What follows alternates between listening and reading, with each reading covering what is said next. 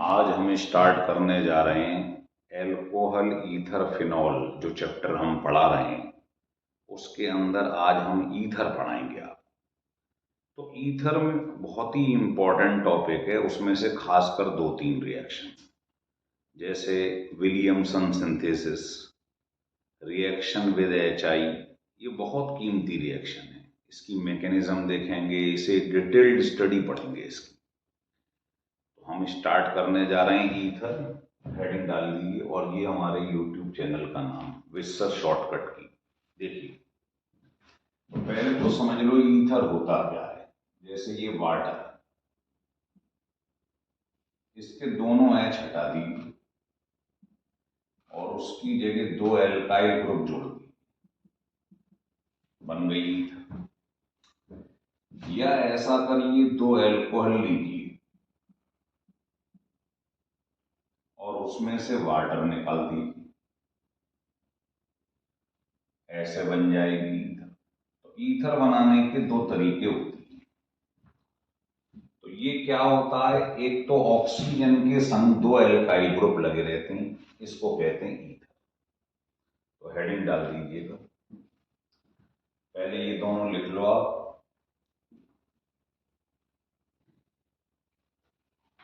लिखो, there are the organic compound in which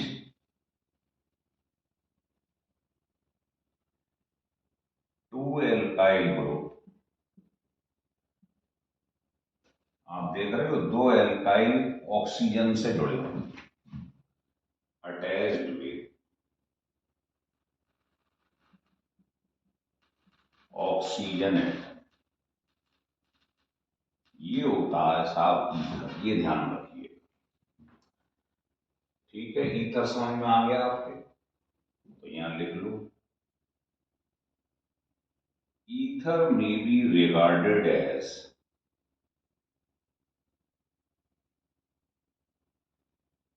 क्या है बताइए। ईथर वाटर में से डाई एल्काइल लगा दिया आपने H हटा के, तो एक तो वाटर का डाई एल्काइल डेरिवेटिव है और एक एल्कोहल में से वाटर निकाल दिया, मतलब एल्कोहल का एनहाइड्राइड है ना। तो regarded as di alkyl derivative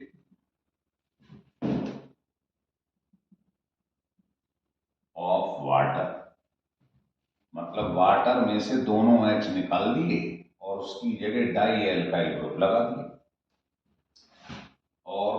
और क्या चीज है, एनहाइड्राइड ऑफ एल्कोहल। एल्कोहल में से वाटर निकाल दो, दो मॉलिक्यूल लेके ईथर बन जाए। तो ये इसकी प्रॉपर डेफिनेशन है जो आपने देखी, लिख लीजिएगा।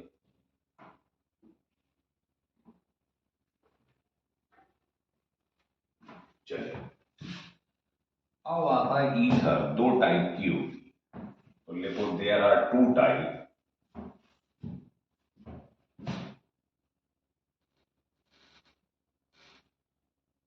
There are two type. कौन कौन सी टाइप होती है, एक तो होती है simple ether.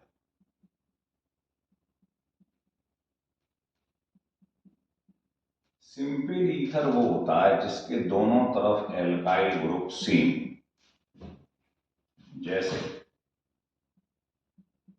Di methyl ether, di ethyl ether, दोनों तरफ अगर ग्रुप सेम आ रहे हैं तो समझ लेना वो सिंपल ईथर है।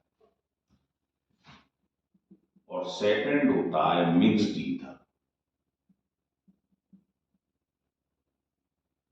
इसमें दोनों तरफ एल्काइल ग्रुप डिफरेंट हो। जैसे एग्जाम्पल लीजिए आप, अब आप बताइए दोनों ग्रुप अलग अलग हैं, तो इसको कहते हैं मिक्स्ड ईथर। हो गया क्लियर। पहले इसका मैं आपको जर्नल बातें बता दूं, फिर आगे स्टार्ट करेंगे। अब लिख लीजिए इसका नॉमेनक्लेचर क्या होता है।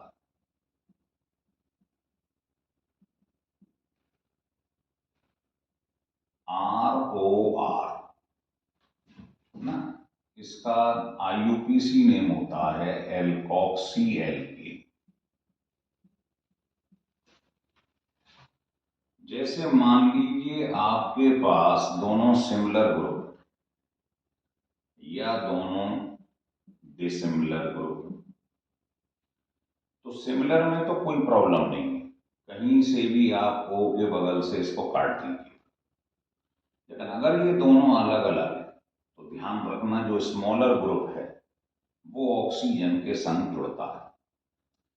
जैसे आपके घर में लड्डू आया तो लड्डू पहले किसे देते हैं, छोटे को बड़े को, छोटे को, है ना, रूठ जाएगा नहीं। तो ये ध्यान रख लें जो स्मॉलर एल्काइल ग्रुप है is always attach with oxygen atom, और जो ऑक्सीजन के संग अटैच है उसे ऑक्सी बोलेंगे। एक कार्बन का क्या हो जाएगा, मिथॉक्सी, और एक कार्बन की एल्केन क्या होगी, मीथेन, है ना। जैसे इन दोनों में डिफरेंट में ये स्मॉलर है तो ये ऑक्सीजन से दे दो तो इसका नाम हो जाएगा, एक कार्बन से क्या बन जाएगा, मिथॉक्सी, और दो कार्बन की एल्केन क्या होती है, ईथीन। तो ये इसका आईयूपीसी नेम है ना। वैसे जनरली आप इसको डाई मिथाइल ईथर कह सकते हैं, इसको इथाइल मिथाइल ईथर कह सकते हैं, वो इनके कॉमन नेम। तो कॉमन नेम क्या हो जाएगा इसका, डाई मिथाइल ईथर, और इसमें अल्फाबेट के हिसाब से इथाइल मिथाइल ईथर, ये कॉमन नेम, और ये दोनों क्या थे, आईयूपीसी। ठीक है, लिख लीजिए। अब हम स्टार्ट करते हैं कि ये कौन कौन सी आइसोमेरिज्म शो कर सकता है। देखिए,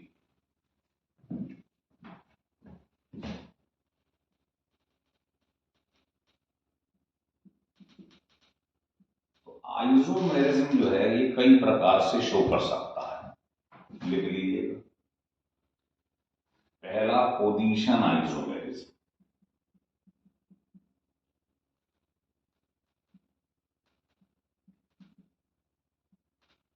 पोजीशन आइसोमेरिज्म में क्या होता है, ग्रुप की पोजीशन चेंज हो जाती है। जैसे मान लीजिए मैंने एक एग्जाम्पल लिया, इससे अच्छा समझ में आएगा, और एक एग्जाम्पल मैंने इसी का ये ले लिया।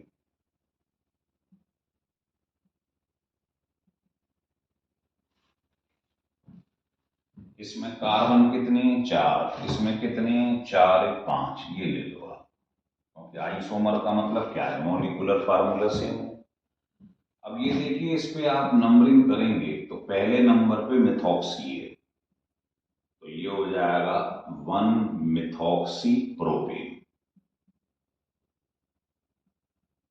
और इसमें नंबरिंग करें तो 2 नंबर पे मिथॉक्सी, तो 2 मिथॉक्सी प्रोपेन। तो जब ग्रुप की पोजीशन चेंज हो जाती है तो उसको क्या कहते हैं, पोजीशन आइसोमेरिज्म। ठीक है। दूसरा, functional isomerism.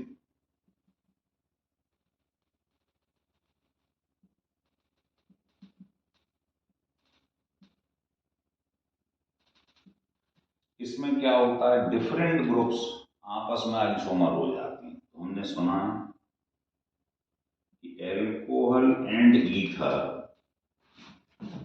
Are isomeric to each other.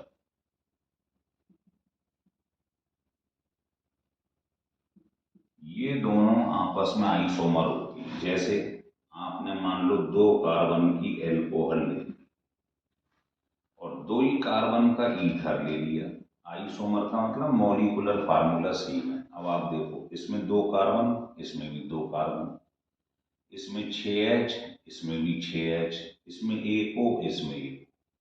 तो एल्कोहल और ईथर आपस में क्या होती हैं, आइसोमर्स होती हैं। बस ध्यान रखना, यहाँ एक कार्बन वाला मत ले लेना, मिथनॉल ले लो कहीं तो गलत हो जाएगा, क्योंकि एक कार्बन की ईथर नहीं बनती। लिख लीजिए।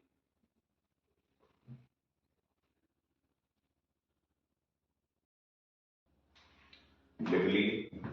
अब तीसरी आइसोमेरिज्म इसके अंदर होती है मेटामेरिज्म।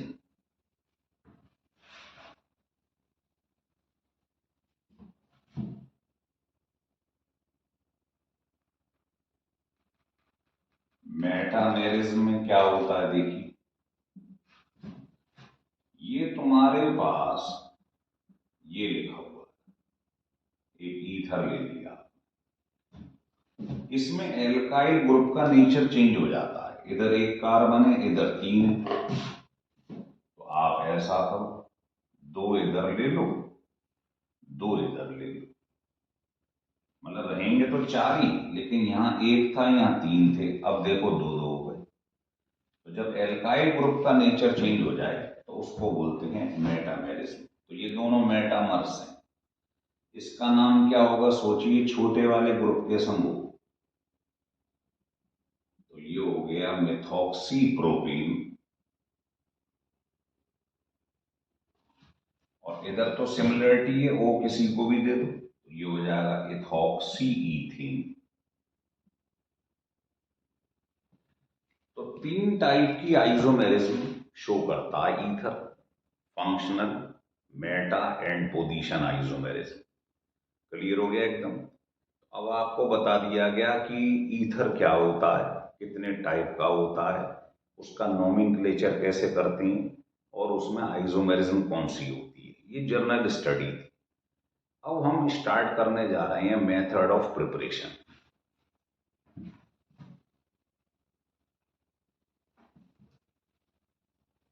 देखिए,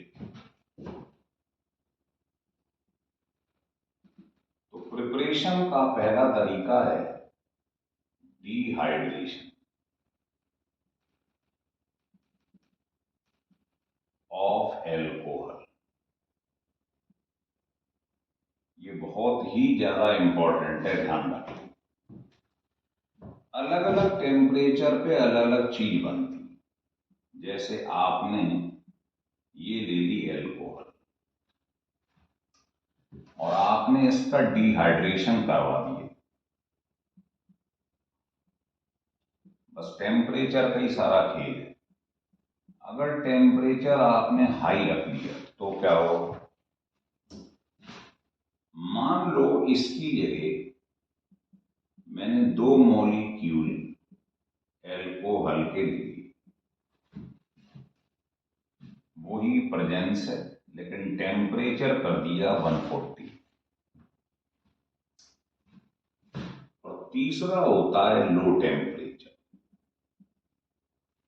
आपने इसका रिएक्शन करवा दिया कंसंट्रेट, और टेम्परेचर ले लिया 100। तो 3 रिएक्शन होती हैं इसके अंदर, ध्यान रखें। ये कौन सा एजेंट है, डिहाइड्रेटेड। तो इसमें बीटा एलिमिनेशन हो जाता है, ग्रुप के बगल में अल्फा कार्बन है, ये बीटा है, तो यहां से OH और यहां से H। तो जब एक चीज अल्फा से निकलती है बीटा से, इसे क्या बोलते हैं, बीटा एलिमिनेशन। तो ये बीटा एलिमिनेशन का एग्जाम्पल, जब एक चीज अल्फा से निकले और एक बीटा से।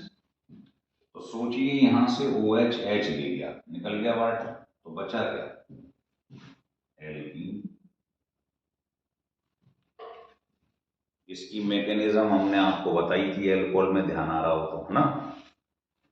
इसकी आज बता देंगे, क्योंकि इस केस में क्या होता है, फिर वाटर निकला, निकलना तो तीनों में वाटर है, क्योंकि ये डिहाइड्रेटिंग एजेंट है, लेकिन प्रोडक्ट अलग अलग बनती हैं। वाटर निकला तो अब क्या बनेगा, ईथर।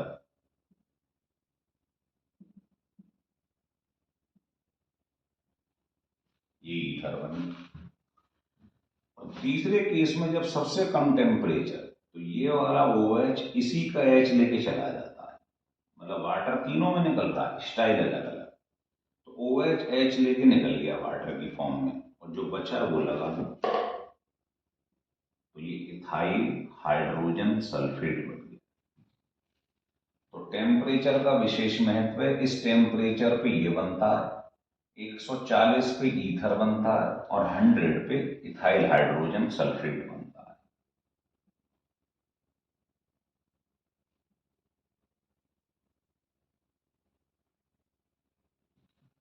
अब इस समय हमारे काम के लिए ये वाला है, क्योंकि ईथर बना रहे हैं, तो ईथर तो इसी से बनता है 140 पे, तो इसकी मैकेनिज्म हम देखेंगे, क्योंकि इसको देख चुके हैं हम ऑलरेडी।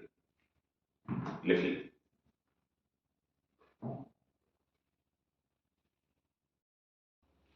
लिख लिया यहां तक। अब इसकी मैकेनिज्म देखिएगा आप।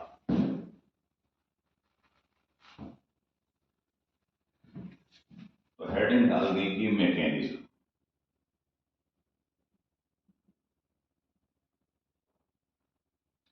तो मैकेनिज्म में क्या होता है, जैसे ये रिएक्शन है, दो मॉलिक्यूल आपने ले ली, प्रेजेंस आपको मालूम ही, डिहाइड्रेटिंग एजेंट, और टेम्परेचर 140 ले लिया है, तो ये वाटर यहां से रिमूव हो जाएगा, ये डिहाइड्रेटिंग एजेंट वाटर निकाल देगा और ईथर बन जाएगा।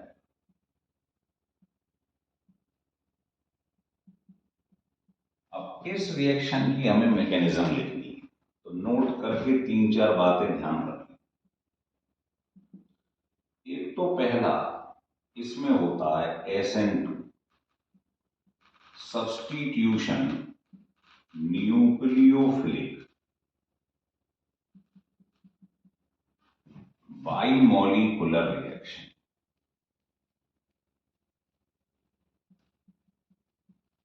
दूसरी बात आपको मालूम है, SN2 में ट्रांजिशन कॉम्प्लेक्स बनता है, कभी कार्बोकैटायन नहीं बनता है, तो नो कार्बोकैटायन। कार्बोकैटायन मतलब एल्काइल ग्रुप के ऊपर positive charge is obtained.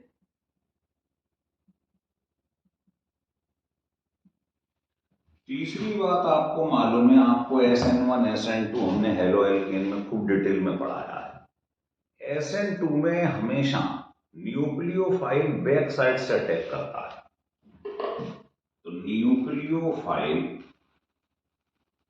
Attack from the rear side, पीछे से अटैक करता है। चौथा, ये उनमें मिलता है जिनमें स्टीरिक हिंड्रेंस जो है वो मिनिमम हो, मतलब क्राउडिंग ना हो, नो क्राउडिंग टेक्स प्लेस। जितनी ज्यादा क्राउडिंग होगी SN2 रिएक्शन उतनी देर में होगा। अब पांचवा, अब आप जानते हो क्राउडिंग किस में होती है, एल्काइल ग्रुप किस में ज्यादा होते हैं, टर्शरी में, इसलिए इसका ऑर्डर ये होता है, ऑर्डर ऑफ रिएक्टिविटी। मतलब जो एल्कोहल प्राइमरी होगी वो बहुत तेज रिएक्शन करेगी, सेकेंडरी देर में, टर्शरी ना के बराबर। लिख लें,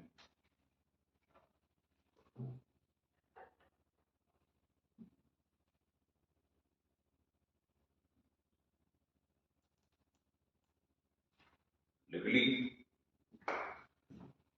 और नेक्स्ट बात ये है कि बाइमॉलिक्यूलर का क्या मतलब होता है, कि जो रेट होगा वो सबस्ट्रेट और न्यूक्लियोफाइल दोनों की कंसंट्रेशन पे डिपेंड करे। तभी तो आपने सुना होगा ये सेकंड ऑर्डर रिएक्शन होती है। तो ये बात पूरी हमने आपको SN1 SN2 रिएक्शन में डिटेल में बताई, इसी को हम इसमें एप्लीकेबल करेंगे। तो ये लिख लो पहले आप।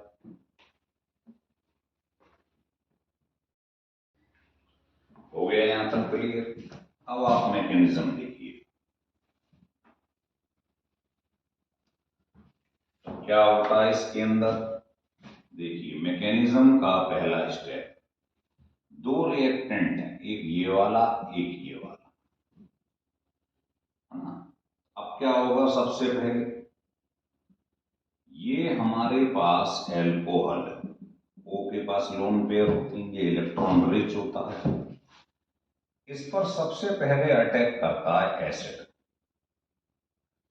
कंसंट्रेटेड H2SO4, इसमें से क्या मिलेगा हमें, H। अब ये अटैक कर देगा यहां पर, क्योंकि ये इलेक्ट्रोफाइल है, ये न्यूक्लियोफाइल। ये इलेक्ट्रोफाइल पॉजिटिव क्या होते हैं, इलेक्ट्रोफाइल डेफिशिएंट, अटैक कर देगा।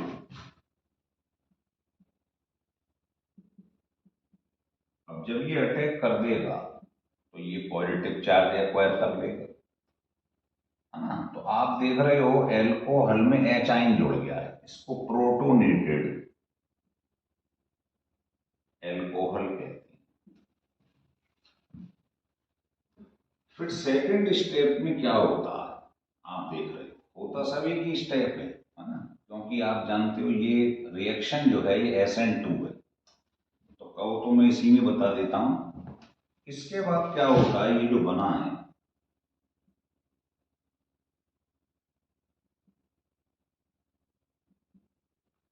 इस पर अटैक करता है सेकंड मॉलिक्यूल।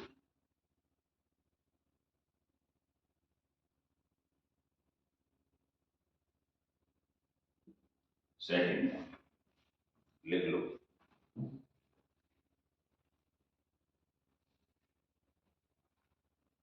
तो बताइए सेकंड मॉलिक्यूल क्या करेगा, ये वाला।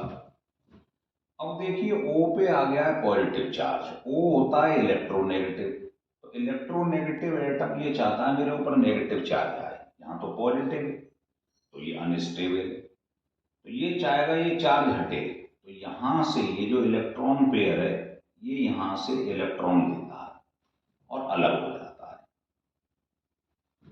अब बताइए अगर ये अलग हो जाएगा तो यहां पर थोड़ा सा पॉजिटिव चार्ज आ जाएगा, है ना, वाटर अलग हो गया।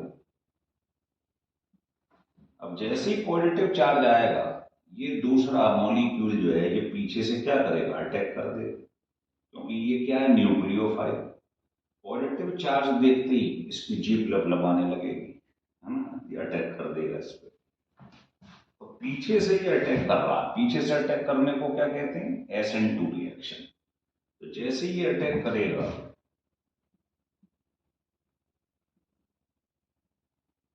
बताइए ये बन जाए,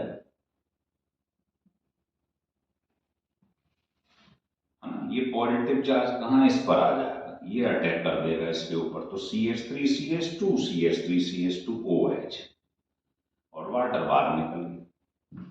अब ये देखिए ये किसका काम कर रहा है, एजेंट का काम। तो एजेंट तो कभी इन्वॉल्व होता नहीं है रिएक्शन में, तो आपने तो H आयन लिया था इसका, है ना। तो जैसे ही इसको आपने तोड़ा H आयन और HSO4 में, तो इसमें से आपने H आयन तो इस्तेमाल कर लिया।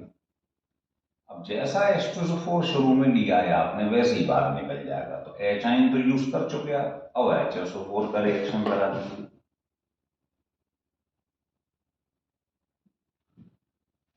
तो क्या होगा, H2SO4 को बाहर निकलना है ना, कैटेलिस्ट की तरह काम कर रहा है।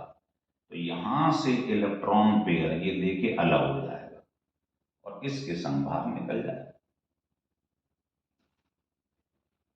तो बताइए क्या रह जाएगा, ये रह जाएगी ईथर। फिर समझ लीजिए एक बार, इस रिएक्शन की मैकेनिज्म आ जाए पेपर में, तो एक मॉलिक्यूल लीजिए, उसका इस पे रिएक्शन कराइए। ये एसिड जो है इसे ब्रेक कर दिया, एचाइन पहले रिएक्शन करता है, ये इलेक्ट्रोफाइल है, सारे कैटाइन कैसे हैं, इलेक्ट्रोफाइल, और लोन पेयर जिन पर होता है वो न्यूक्लियोफाइल। तो ये पहले यहाँ अटैक करता है, ये इलेक्ट्रॉन रिच है, तो अटैक करेगा तो एचाइन यहाँ अटैच हो जाएगा, तो ये बन जाएगा प्रोटोनेटेड एल्कोहल। एल्कोहल में प्रोटोन मतलब एचाइन जुड़ गया है। सेकंड स्टेप में ये जो बना है ये सेकंड मॉलिक्यूल से रिएक्शन कर जाता है। अब O पे पॉजिटिव चार्ज आ जाए तो वो अनस्टेबल हो जाता है, क्योंकि O इलेक्ट्रोनेगेटिव है, तो ये चाहेगा मैं बाहर निकल जाऊं, तो वाटर बाहर निकल जाता है, गुड लीविंग ग्रुप होता है। तो यहां से क्या करेगा, ये इलेक्ट्रॉन पेयर लेगा नेगेटिव चार्ज, है ना, और ये अलग हो जाएगा। तो जब ये निकलेगा यहाँ से तो यहाँ डेफिशिएंसी हो जाएगी पॉजिटिव चार्ज। तो ये जो तुम्हारे पास न्यूक्लियोफाइल है ये पीछे से अटैक कर देता है, इसीलिए ये SN2 रिएक्शन है। हो रहा क्लियर आपको, लिख लीजिए। तो जब ये यहां से निकल जाएगा तो ये अटैक कर देगा, ये बन गया। लेकिन आपने जो H2SO4 लिया है उसको तो रिएक्शन में इन्वॉल्व होना ही नहीं था, वो तो रिएजेंट था, तो उसका आपने एचाइन तो इस्तेमाल कर लिया, लेकिन ये बचाया भी उसमें से, अब ये रिएक्शन कर जाता है। तो यहां से ये जो एचाइन है ये अलग हो जाएगा, ये इसके संग बाहर निकल जाता है ना, तो ये आ गया आंसर।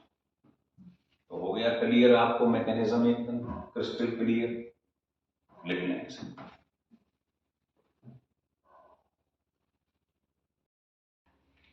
देखिए, तो यहां तक हो गया क्लियर। अब आप देख रहे हो ये इस पे अटैक कर रहा है, और अगर गलती से यहां क्राउडिंग हो गई, मान लो ये टर्शरी एल्कोहल हो गया, तो बताइए स्टीरिक हिंड्रेंस बढ़ जाएगी। तो SN2 में स्टीरिक हिंड्रेंस बढ़ जाए तो रिएक्टिविटी कम हो जाती है, रिएक्शन बड़ी मुश्किल से होता है। तो मान लीजिए अगर मैं आपको ऐसे समझाऊं कि ये काम अगर मैंने टर्शरी एल्कोहल के संग करा दिया हो,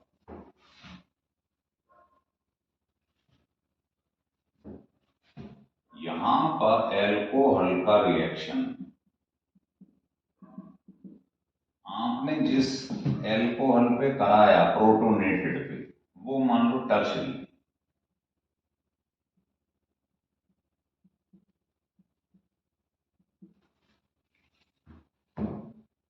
तो बताइए ये रिएक्शन पॉसिबल, क्योंकि जब यहां से ये इलेक्ट्रॉन लेके अलग हो जाएगा, वाटर निकल जाएगा, तो आपके पास क्या बचेगा सोचिए।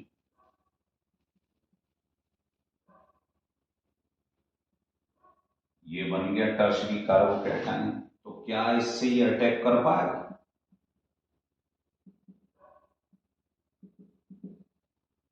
बताइए, क्राउडिंग ज्यादा है तो ये यहां से इसके अटैक करने की प्रोबेबिलिटी ना के बराबर है।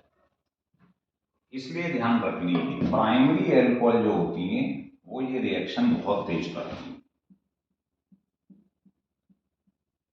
क्योंकि टर्शरी एल्कोहल जो होती है उसमें स्टीरिक हिंड्रेंस ज्यादा है, तो ये अटैक नहीं कर पाएगा यहां से, क्राउडिंग ज्यादा है ना। तो लिख लो, this reaction is not possible in tertiary alcohol, यहां लिख देता हूं।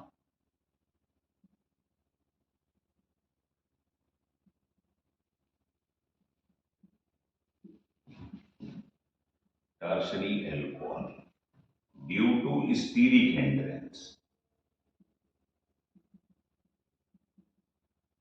जितने ज्यादा एल्काइल होते हैं क्राउडिंग ज्यादा होती है, स्टीरिक हिंड्रेंस ज्यादा होती है, तो उतना अटैक करने में से प्रॉब्लम आएगी।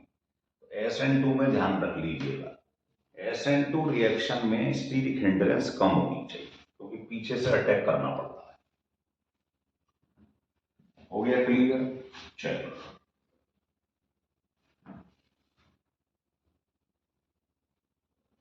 तो ये इसकी हमने पहली प्रिपरेशन पढ़ी, अब हम सेकंड प्रिपरेशन पढ़ने जा रहे हैं। लिख लीजिए, बहुत ही इंपॉर्टेंट, बाय विलियमसन सिंथेसिस।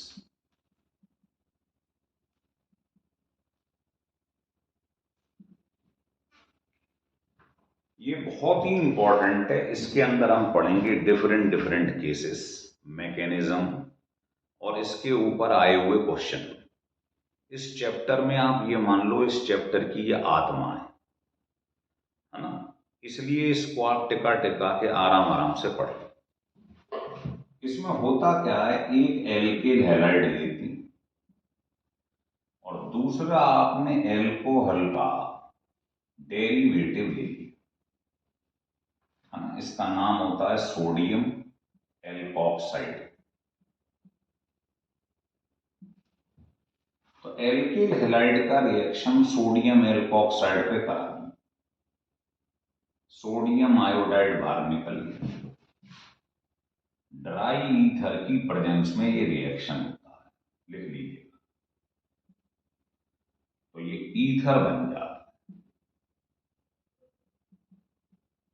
हो गया क्लियर,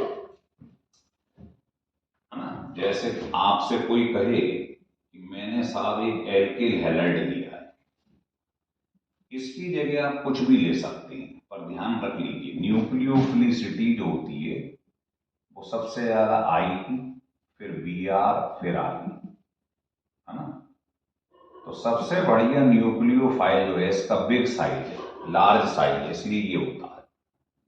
तो आपने इसका रिएक्शन, इसलिए आई को बार बार मैं ले रहा हूं, मान लीजिए इसका रिएक्शन इस पर हो गया ड्राई ईथर की प्रेजेंस में, सोडियम आयोडाइड बाहर निकल गया, क्या बन गया, मिथॉक्सी ईथेन।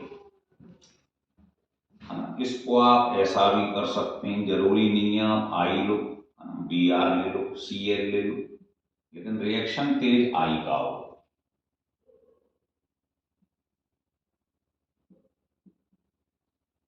बताइए क्या होगा। तो आपको मालूम सारे रिएक्शनों में NaBr निकल जाए, ये बन जाए।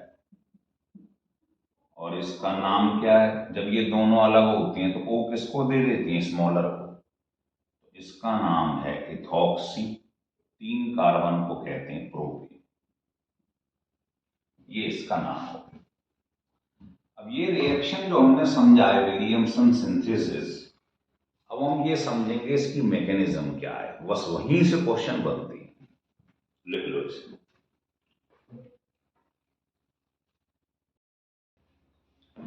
देखिए इसकी मैकेनिज्म जो है उसे समझें।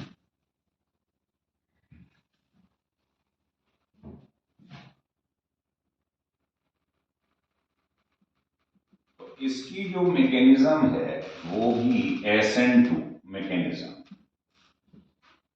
मतलब वही होगा, रियर साइड से रिएक्शन करेगा, स्टीरिक हिंड्रेंस कम होनी चाहिए, वही सब बात है ना। तो रिएक्शन कौन सा है वो हमने पढ़ लिया, रिएक्शन ये, इसका रिएक्शन हमने करवा दिया सोडियम इथॉक्साइड पे, मान लो NaI बाहर निकल गई। अब इस रिएक्शन की हमको मैकेनिज्म लिखनी, तो मैकेनिज्म कैसे लिखेंगे, फर्स्ट स्टेप, पहले ये जो सोडियम इथॉक्साइड है ये ब्रेक कर जाता है, इथॉक्साइड आइन और सोडियम,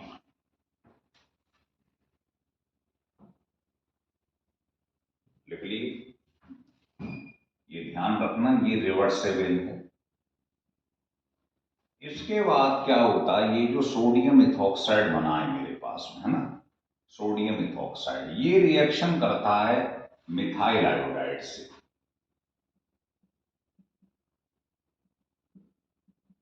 ध्यान रखना स्टेप एक ही रहता है, ये SN2 में पहली बात ध्यान रखना, ये सिंगल स्टेप रिएक्शन होता है, मतलब पहले ही स्टेप में, वो तो जगह नहीं है आगे इसलिए नहीं लिख रहा हूं, यही जो बना है ये रिएक्शन कर जाता है सेकंड से, है ना, आयोडाइड से।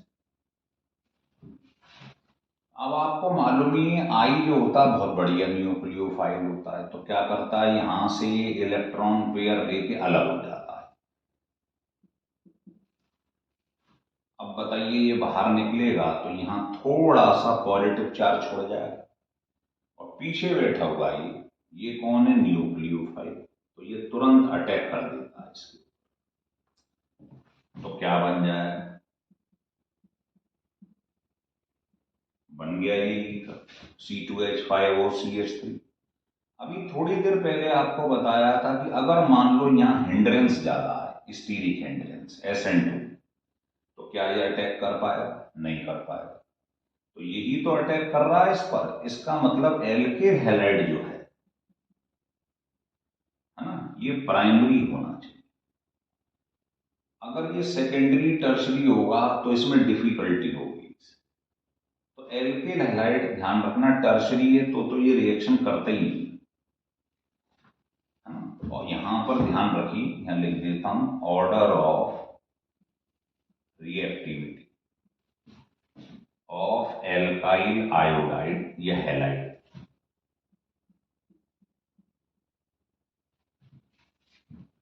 ये ध्यान रखना है आपको, जिसमें स्टीरिक हिंड्रेंस कम है वहां से होगा रिएक्शन। क्योंकि अगर यही रिएक्शन में जैसे पहले बताया था, यहां पर मान लो ये टर्शरी एल्किल हैलाइड होता और ये बाहर निकल जाता, तो क्या इस पर ये रिएक्शन कर पाता? यहां तो क्राउडिंग बहुत ज्यादा है, इसलिए ये रिएक्शन पॉसिबल नहीं हो रहा है। क्लियर? लिख लीजिएगा इसको। तो यहां पर आपने देखा ये SN2 रिएक्शन है। SN2 वो होता है जिसमें रेट दोनों पे डिपेंड करता है। तो यहां पर लिख लो आप, जो रेट है वो सबस्ट्रेट और न्यूक्लियोफाइल दोनों की कंसंट्रेशन पे डिपेंड करता है। मतलब इसकी कंसंट्रेशन इंक्रीज करो या इसकी, रेट को बढ़ने की।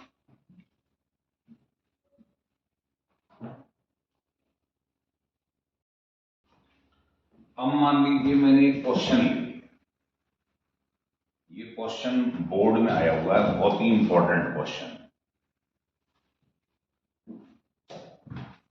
क्वेश्चन ये है कि मान लो ये C है, ये D है, और हमने इसका रिएक्शन ड्राई ईथर की प्रेजेंस में करा है और बन गया ये।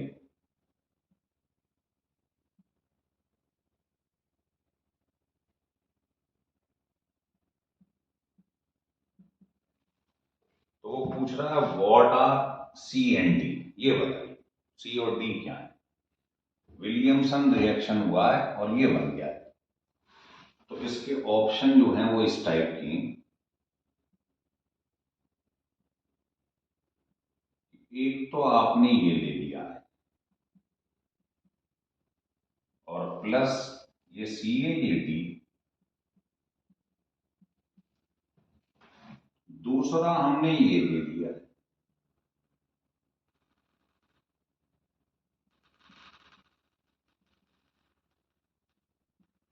ये टर्शरी कर दिया आपने।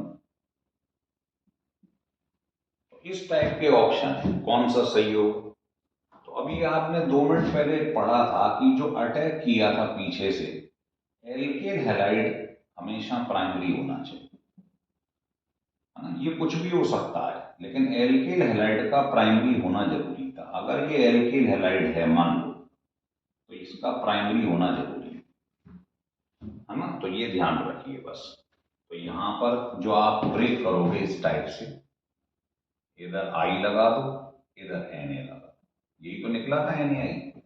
तो प्राइमरी वाला जो है उसके संग I रखना है, तो आपका आंसर जो है वो ये वाला हो, ये नहीं, है ना। तो ये ध्यान रखना है बस कि एल्किल हैलाइड जो आयोडाइड लिया है वो प्राइमरी होना चाहिए, नहीं तो पीछे से स्टीरिक हिंड्रेंस की वजह से रिएक्शन नहीं हो पाए। हो गया क्लियर? देखिए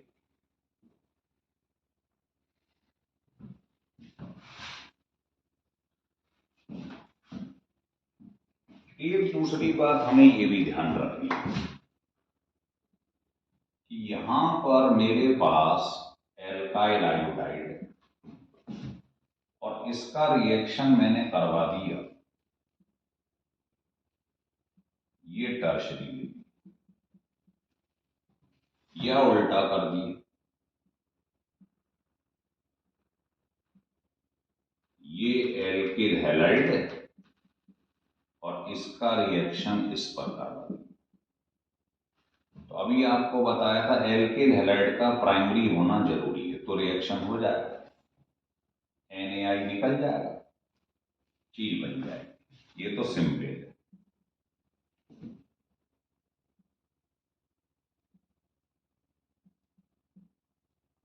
ये बन गई टर्शरी ईथर कहते हैं इसे, है ना। NaI निकल गया, ये बन गया। लेकिन अगर उल्टा हो गया, एल्किल हैलाइड टर्शरी हो गया, तो ये रिएक्शन बड़ी मुश्किल में होगा, और होगा भी तो कैसे होगा वो देख लो आप। इसमें क्या होता है, जरा मैं इसको ऐसे लिख देता हूं, आपको मालूम है ये बहुत बढ़िया न्यूक्लियोफाइल है, तो ये क्या करता है, यहां से इलेक्ट्रॉन पेयर लेके कट लेता है धीरे से, है ना, Na के संग में। अब ये बाहर निकलेगा तो ये क्या होता है, ये इसकी भरपाई कर देता है। ये यहां से आता है, ये इधर माइग्रेट कर जाएगा। तो बताइए, अगर ये यहां आ गया, अलग हो गया, तो यहां पर डबल बॉन्ड आ जाएगा। तो कार्बन के संग 2 3 4 वैलेंसी सेटिस्फाई हो जाएगी। तो ये आप देखोगे, ये जो अलग हो गया है यहां से पॉजिटिव, है ना, वो किसके संग निकल जाता है, इसके संग बाहर। और आई जो अलग से हुआ है न्यूक्लियोफाइल, वो हो जाता है सोडियम के संग। तो ये भी बड़ा इंपॉर्टेंट रिएक्शन है, इसमें मेजर प्रोडक्ट एल्कीन बनती है।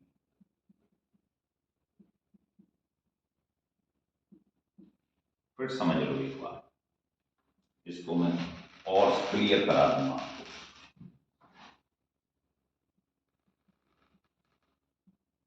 CH3 को मैंने ऐसे लिख दिया है, और यहां क्या लिखा हुआ था अभी, ON, सॉरी आई। तो मैंने ये बताया है, जो आई है ये बहुत बढ़िया न्यूक्लियोफाइल होता है। तो यहां से ये इलेक्ट्रॉन पेयर लेके अलग हो जाता है सोडियम के संग, NaI निकल गया। अब देखिए, अगर ये यहां से निकल गया तो कार्बन के संग वैलेंसी हो जाएगी 3, होती है 4। तो यहां से ये इलेक्ट्रॉन पेयर यहां शिफ्ट कर जाता है। जब ये इधर आएगा तो ये अलग हो जाएगा H, वो इसके संग बाहर निकल जाता है C2H5, ये बाहर निकल जाएगा, है ना। तो जब यहां पर एक बॉन्ड आ जाएगा तो यहाँ CH2 के बगल में डबल बॉन्ड हो जाएगा, तो कार्बन के संग 4 वैलेंसी हो जाएगी। तो इसका मेजर प्रोडक्ट एल्कीन बनता है। तो ध्यान रखना, जब भी एल्किल हैलाइड, इसको प्राइमरी होना ही चाहिए। जब भी प्राइमरी होगा तो विलियमसन सिंथेसिस से ईथर बनेगा। लेकिन अगर इसकी जगह ये टर्शरी हो गया तो पहली बात तो रिएक्शन बड़ी मुश्किल में होगा, और दूसरा इसमें मेजर प्रोडक्ट एल्कीन बनता है। हो रहा है क्लियर?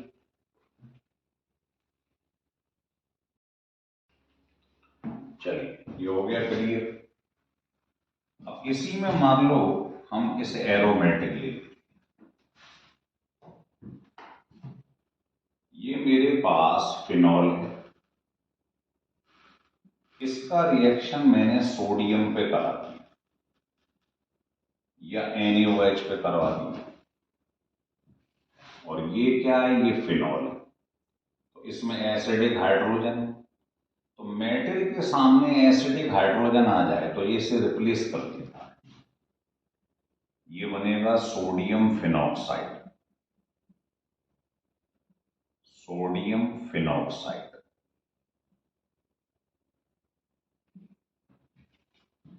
अगर इसका कराओगे तो वाटर निकल जाएगा, Na लग जाएगा, किसी को भी ले सकते हैं। अब ये जो सोडियम फिनॉक्साइड बना है,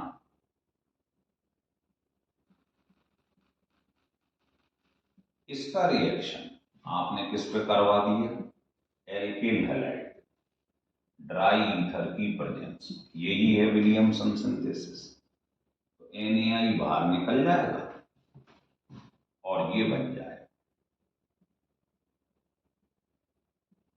अब इसका आप जानते हो कॉमन नेम एनीसोल होता है। वैसे इसका नाम क्या है, मिथॉक्सी बेंजीन।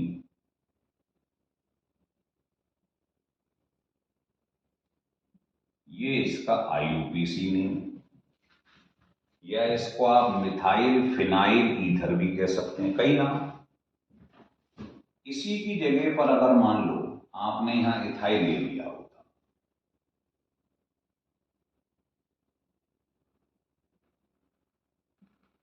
यहां आपने इथाइल ले लिया होता, तो क्या होता, इसमें थोरियम ऑक्साइड की प्रेजेंस होती है, कैटेलिस्ट। तो रिएक्शन तो सेम होना है, ये निकल गया बात। तो ये जो बनता है, आप सोचिए इसका नाम क्या होगा, इसका नाम है फेनिटॉल। ये तो कॉमन नेम है। और वैसे ये हो जाएगा इथॉक्सी बेंजीन,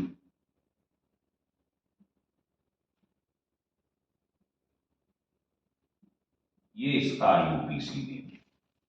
तो ये भी रिएक्शन दोनों बहुत इंपॉर्टेंट है, ध्यान रख लीजिएगा। इसी में अगर मैं उल्टा कर दूं, मान लीजिए मैं इसको ऐसे ना,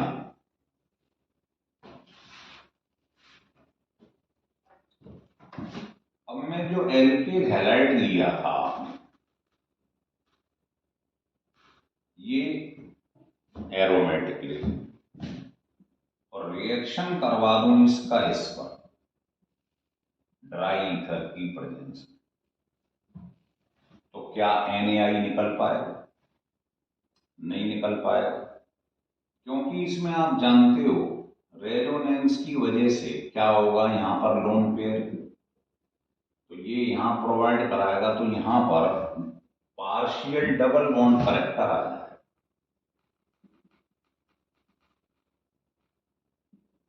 डबल बॉन्ड करेक्टर आ जाएगा, आप देखो ना, ये यहां आ जाएगा, ये यहां आ जाएगा। तो इस डबल बॉन्ड की वजह से इसकी बॉन्ड एनर्जी बढ़ जाएगी, ये ब्रेक नहीं हो पाएगा, और जब ये ब्रेक नहीं होगा तो ये NaI के संग निकल नहीं पाएगा, तो ये रिएक्शन पॉसिबल नहीं। तो एल्काइल हैलाइड या एराइल हैलाइड, ये ध्यान रख लो, अगर इसमें स्टेबिलिटी जा रहा है तो ये रिएक्शन विलियमसन नहीं कर पाता है। तो एक तो ये नहीं कर पाता, और एक विलियमसन ने बताया था जब ये टर्शरी होता है ये तब नहीं करता। ये दो बात ध्यान रखनी। ये अगर आप लोगे एल्काइल हैलाइड में तो नहीं हो पाएगा, तो ये विशेष रूप से ये दोनों आपको ध्यान रखने का पॉसिबल नहीं है।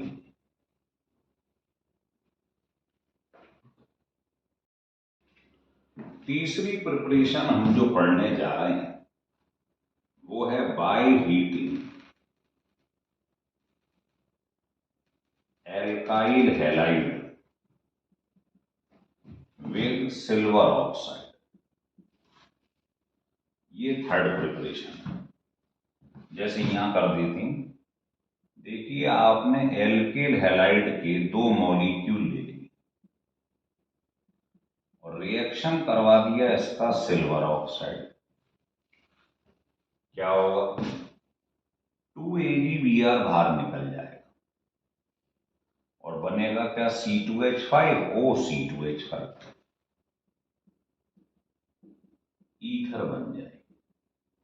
तो ये भी एक हल्की सी प्रिपरेशन है, बहुत कीमती नहीं है लेकिन प्रिपरेशन। लेकिन फोर्थ प्रिपरेशन जो है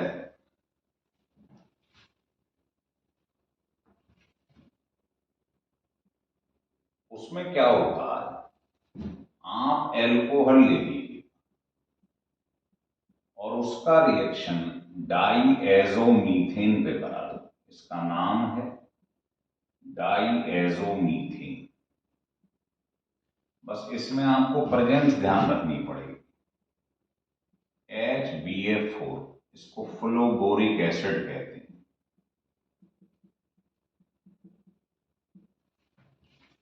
तो क्या होता है, इसकी प्रेजेंस में नाइट्रोजन बाहर निकल जाता है और ये यहां जुड़ जाता है।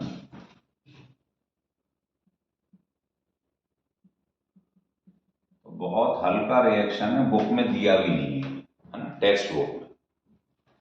यही रिएक्शन फिनॉल पे भी करा सकते हो आप।